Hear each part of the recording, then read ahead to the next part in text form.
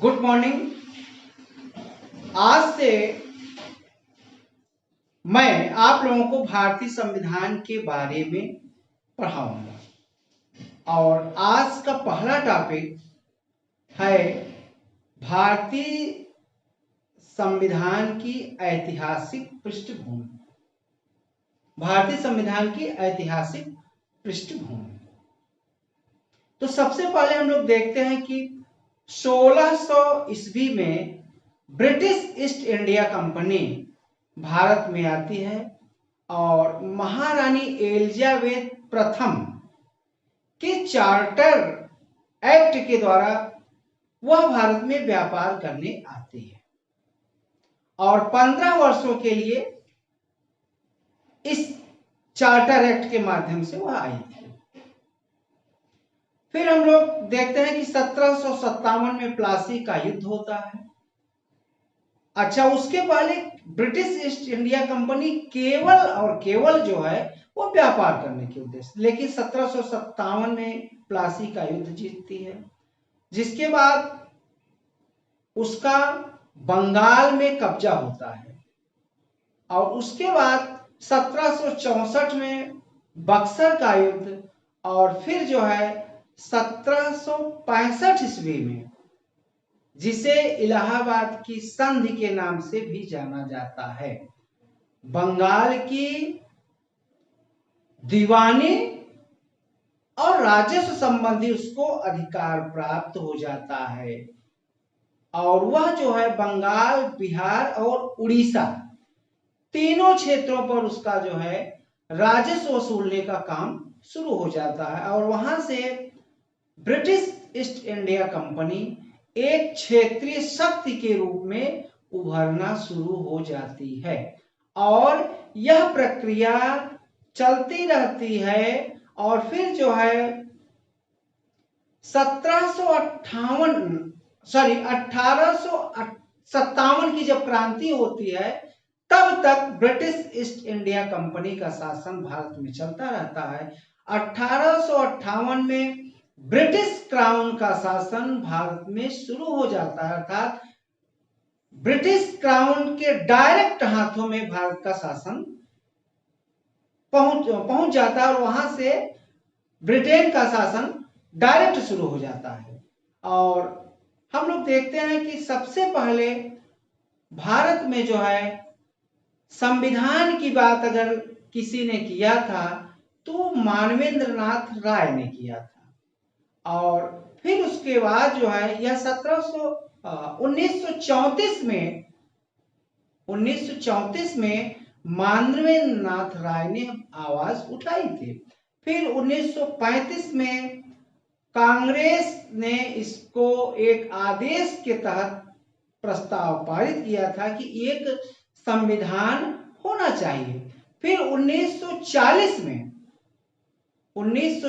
में कांग्रेस ने इसको अपनी मांग को अधिवेशन के माध्यम से रखा और 1940 में जो है वह ब्रिटिश गवर्नमेंट ने अर्थात वायसराय ने कांग्रेस की बात मान ली और तब जो है एक संविधान सभा की बात आती है अगस्त प्रस्ताव के द्वारा।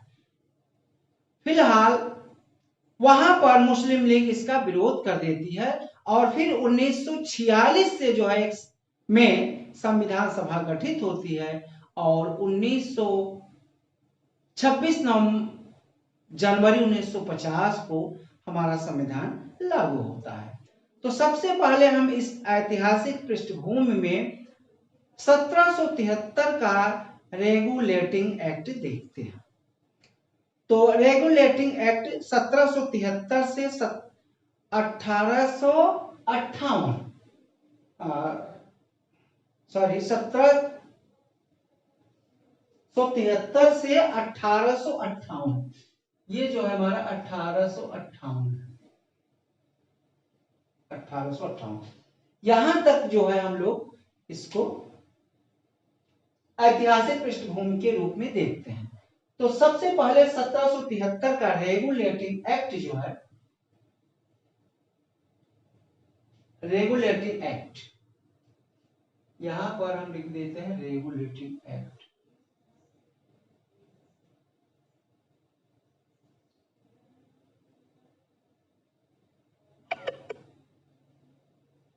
एक्ट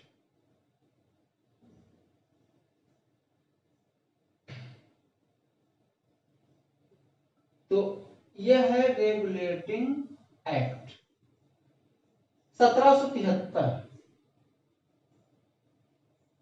1773। अब हम देखते हैं कि रेगुलेटिंग एक्ट का क्या ऐतिहासिक महत्व था। तो सबसे पहले जो है इसका संवैधानिक महत्व क्या है, इसको देखते हैं। ईस्ट इंडिया कंपनी के कार्यों को नियमित एवं नियंत्रित करने के उद्देश्य से ब्रिटिश सरकार द्वारा उठाया गया पहला कदम था। ब्रिटिश सरकार द्वारा उठाया गया पहला कदम था।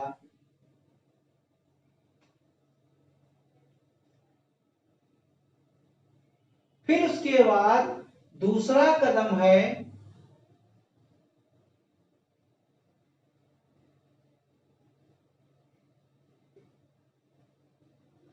कंपनी के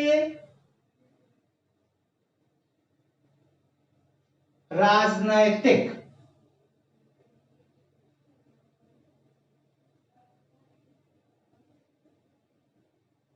और प्रशासनिक कार्यों की मान्यता मिली।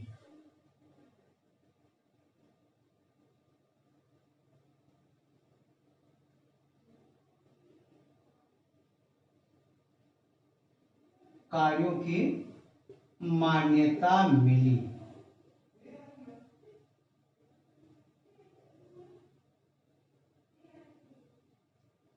और फिर जो है तीसरा हम देखते हैं कि भारत में पहली बार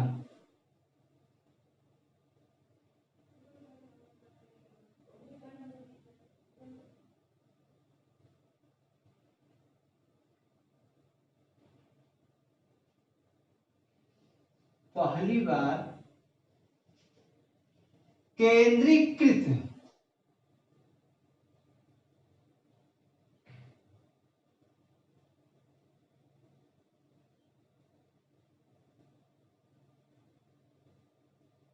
शासन की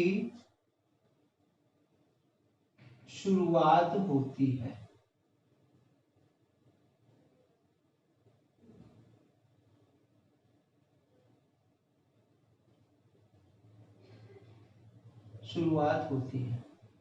तो यह है रेगुलेटिंग एक्ट का संवैधानिक महत्व। यह है रेगुलेटिंग एक्ट का संवैधानिक महत्व। अब इस अधिनियम की विशेषताएं देखते हैं। इस अधिनियम की अब हम विशेषताएं देखते हैं।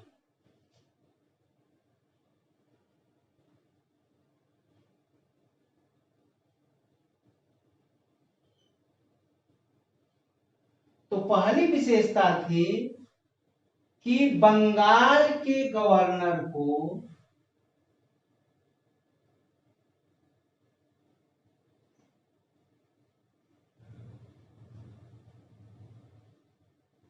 बंगाल के गवर्नर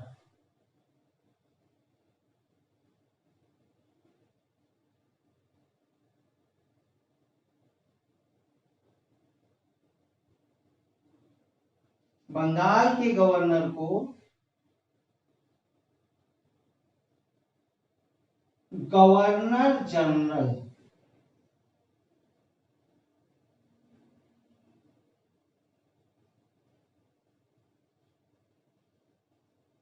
की उपाधि दी गई।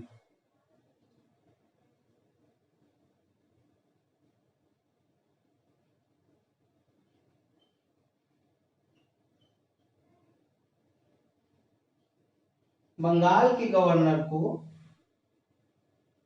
गवर्नर जनरल की उपाधि दी गई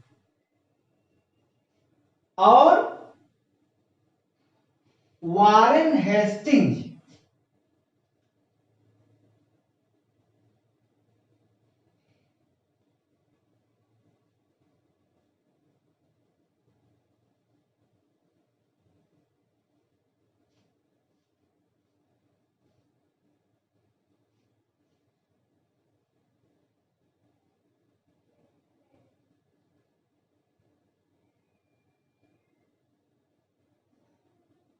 वारेन हेस्टिंग्स को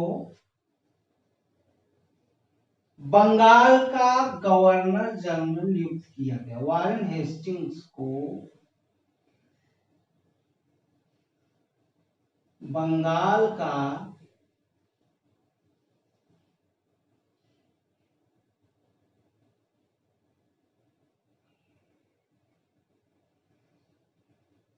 जनरल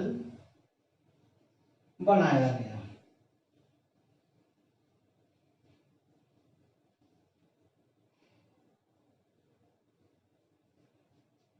एक बार आप लोग इसका स्क्रीनशॉट ले लें।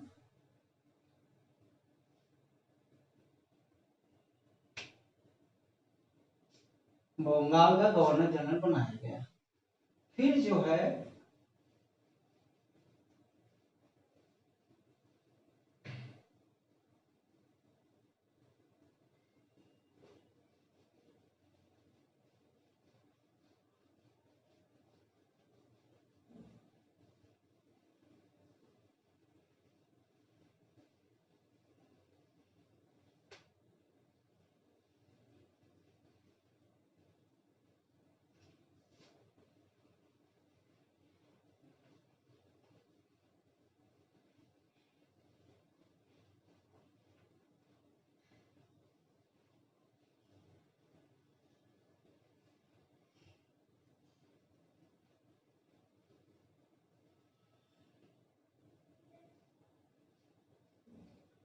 नंबर 2, इसके द्वारा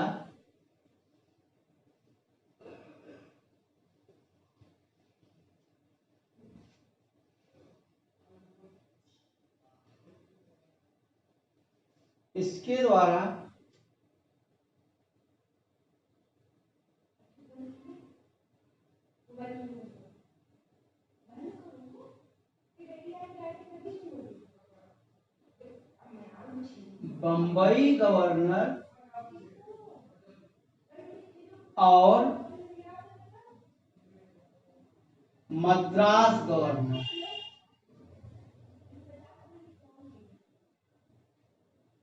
इन दोनों को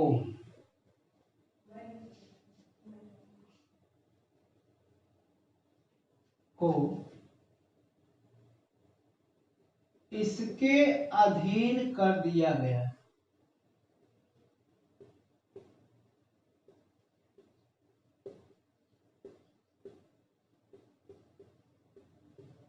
किसके अधीन कर दिया गया? बंगाल के गवर्नर जनरल के अधीन कर दिया गया।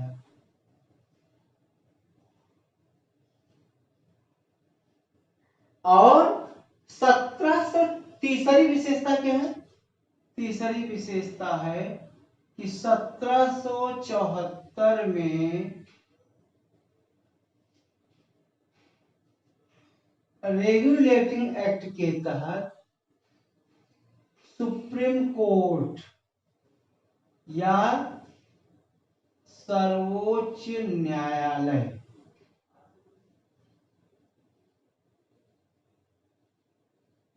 की स्थापना की गई।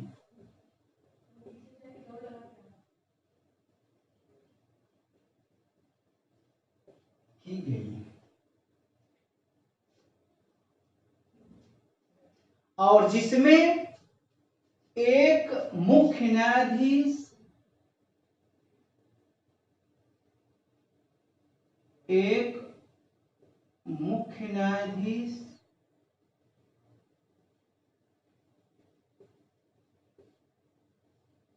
और 3 अन्य न्यायाधीश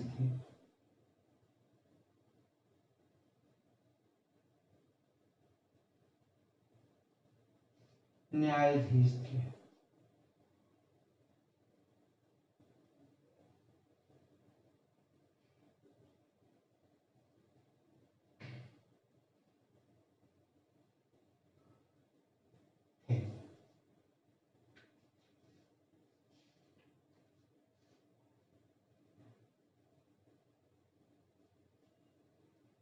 अब चौथी विशेषता हम ये देखते हैं कि इस अधिनियम के माध्यम से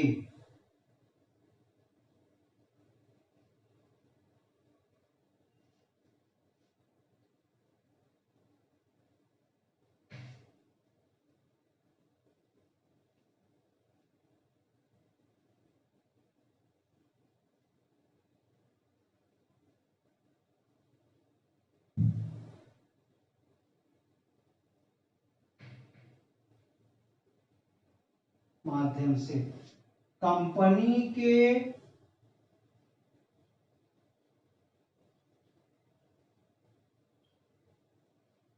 कर्मचारियों को निजी व्यापार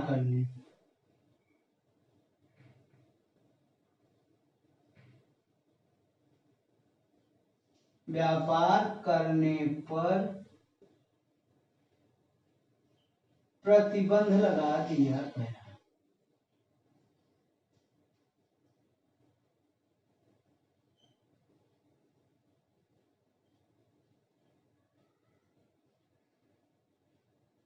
प्रतिबंध लगा दिया गया और कर्मचारियों को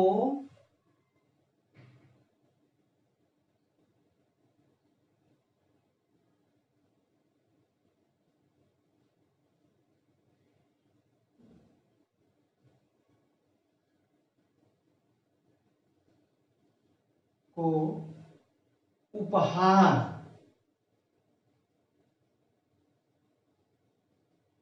लेने पर भी प्रतिबंध लगा दिया गया।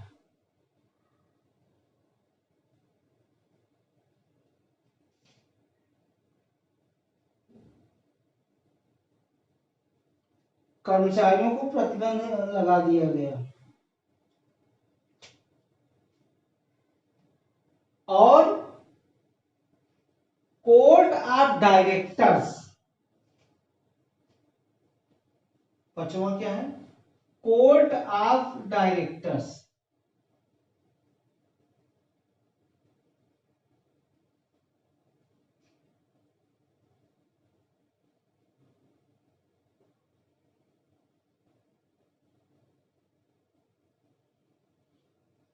कोर्ट ऑफ डायरेक्टर्स की भी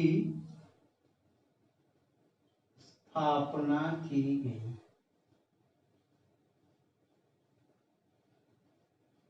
कोर्ट ऑफ डायरेक्टर्स क्या है? कोर्ट ऑफ डायरेक्टर्स का मतलब हुआ कि 4 सदस्यीय एक परिषद की स्थापना की गई और यह परिषद जो है वह गवर्नर जनरल को सलाह देती थी।